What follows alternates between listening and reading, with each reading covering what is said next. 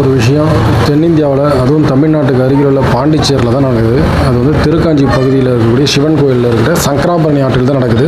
அந்த நிகழ்ச்சியை நீங்கள் பாருங்கள். சனிக்கிழமை மாலை நேரத்தில் சாயங்காலம் 6 மணிக்கு தான் நடக்கும் கங்கா ஆரத்தி.